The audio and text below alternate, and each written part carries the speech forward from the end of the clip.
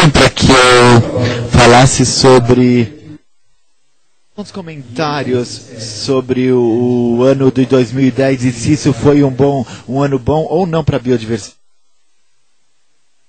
De começar agora falando que o que eu vou falar é se foi ou não o que nós fizemos em 2010 foi bom para a biodiversidade.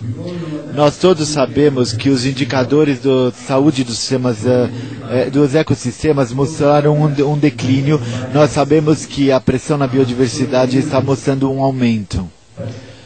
Mas o que eu vou revelar é que se o que aconteceu em 2010, vamos ver se isso vai ajudar a reverter essa tendência. Antes de entrar na discussão, eu gostaria de pegar essa oportunidade para falar um pouquinho sobre a organização que eu estou trabalhando e que eu represento. Eu trabalho com PNUMA, o Programa das Nações Unidas para a Conservação. A missão principal do centro é pôr uma informação para os tomadores de decisão, seja no setor privado ou no governo. Nos últimos 30 anos, o centro está existindo existe há mais ou menos 30 anos como uma parte, uma filial do Programa para o Desenvolvimento das Nações Unidas, e nós tivemos diversas ferramentas da biodiversidade e infraestrutura que o mundo ele se baseia para tomar decisões, incluindo o que muitos de vocês reconhecem como a lista vermelha das espécies ameaçadas de extinção. Ou a base do mundo de áreas a serem protegidas, ou índice de vidas humanas, e muitos índices que ajudam a sociedade a tomar decisões sobre biodiversidade. Então, o que aconteceu em 2010? Eu escolhi olhar o que aconteceu em Nagoya como um ponto do que aconteceu em 2010. Agora, em Nagoya, nós passamos na verdade, 2010, deixa eu voltar um pouquinho, poderia ser muito diferente.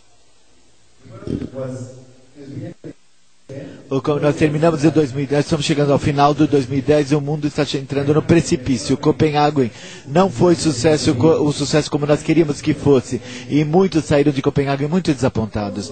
Mas também nós sabemos que nós estamos na metade de uma discussão muito difícil dentro da rodada de Doha. Muitas pessoas perderam a fé na capacidade de plataformas multilaterais para entregar soluções para problemas globais. Então, conforme nós entramos em Nagoya, nós estudamos, nós entramos assim, saímos assim, todo mundo falando, Então, o que isso significa para todos nós? E a economia dos ecossistemas de biodiversidade, o relatório que nós publicamos, mas também o que aconteceu na CBD em C. Tudo isso leva ao conhecimento do que nós sabemos agora, do que está acontecendo na biodiversidade e as soluções que são disponíveis para nós. Nós também fizemos muito em termos de criar o espaço político para governos e negócios agirem conjuntamente. E se eu puder sugerir um novo tema para Nagoya, ele teria que ser: nós vimos os governos entrando em um ajuste da sua soberania de recursos e também entraram na definição de compartilhamento mais adequado dos recursos que a biodiversidade nos dá. E se eu puder sugerir também o que mais aconteceu em Nagoya, ele deveria ser que nós vimos uma restauração incrível da esperança na plataforma multilateral como uma maneira de resolver nossos problemas globais.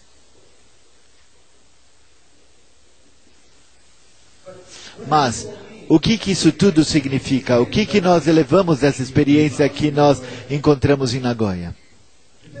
A primeira coisa que Nagoya nos trouxe foi o debate, até então, sobre a biodiversidade em geral, mas especificamente sobre o compartilhamento de benefícios que foram acordados em Nagoya. acabaram pelo governo e os atores dos estados. Isso significa que os governos estão mais preocupados com problemas de patrimônio e soberania, que eles não são assuntos que não são ligados diretamente aos negócios, mas eles são os atores dominantes até agora. E o que nós também vimos em Nagoya foi que o mundo dos negócios em si que fez que dificultou um pouquinho a interpretar o que aconteceu em Nagoya. O mundo de negócios em si não é muito monolítico.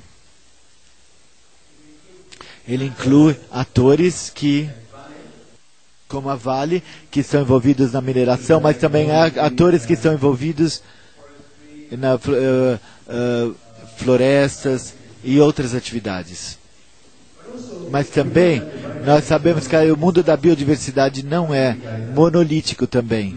Nós temos atores no mundo da biodiversidade que estão preocupados com as suas espécies, mas com outros que estão preocupados com o pronto de biodiversidade como principal e outros pontos como engenharia genética como uma solução para retornar à biodiversidade. Tudo isso significa que nós podemos ver em Nagoya, vindo à frente, existem pessoas que estavam falando sobre agendas e sobre assuntos que podem se tornar um pouquinho difíceis para que os negócios determinassem como que eles poderiam andar à frente. Mas os assuntos mais importantes foram que Nagoya também resultou em uma estrutura que agora cria oportunidades para negócios. O meu colega vai falar um pouquinho mais sobre isso e o que veio desse estudo. Mas só para dar uma ideia de alguns dos assuntos que nós concluímos. Nagoya criou o espaço para os negócios a começarem a considerar como que eles podem beneficiar e contribuir para a biodiversidade. O plano de estratégia que foi acordado em Nagoya, 10 minutos, tá, obrigado.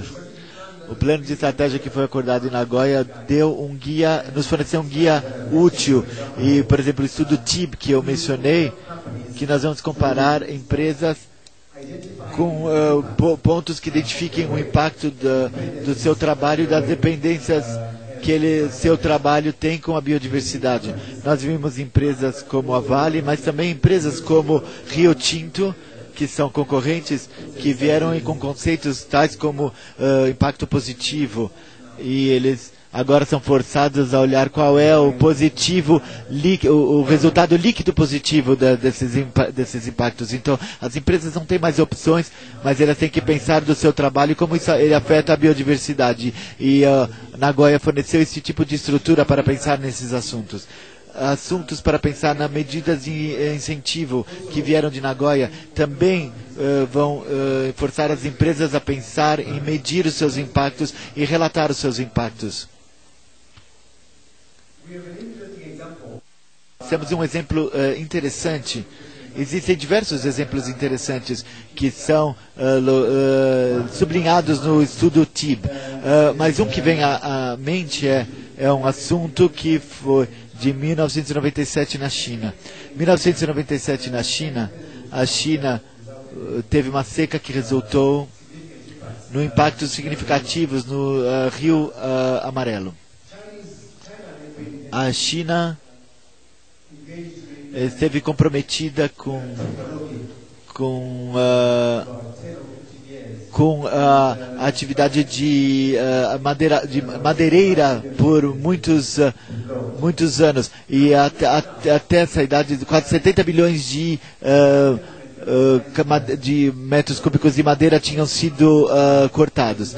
E depois da seca, teve um resultado de empresas tendo que todas as companhias madeireiras já tinham explorado as madeiras que existiam. Então eles falaram, bom, nós agora vamos ter que parar então com isso. As empresas estimaram que essa decisão somente resultou em 12 bilhões de perdas em termos da sua receita.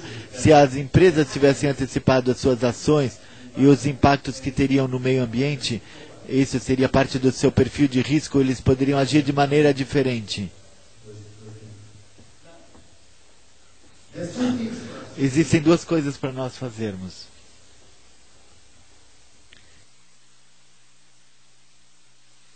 Nós acordamos com a ABS, o compartilhamento de acesso e benefícios. Nós acordamos num contrato ABS em Nagoya, mas os governos fizeram uma estrutura que geralmente define o que o governo gostaria de ver em termos de compartilhamento equitativo de recursos. E como que essa estrutura vai funcionar? Em algo que vai ter que ser definido a nível nacional. E esse espaço para negócios e sociedade civil para tentar influenciar seus próprios governos em termos do que vai para a lista. Novamente, só voltando para onde nós começamos. O que foi 2010 um bom ano para a biodiversidade? Sim, foi um bom ano para a biodiversidade, mas isso é só parte da história.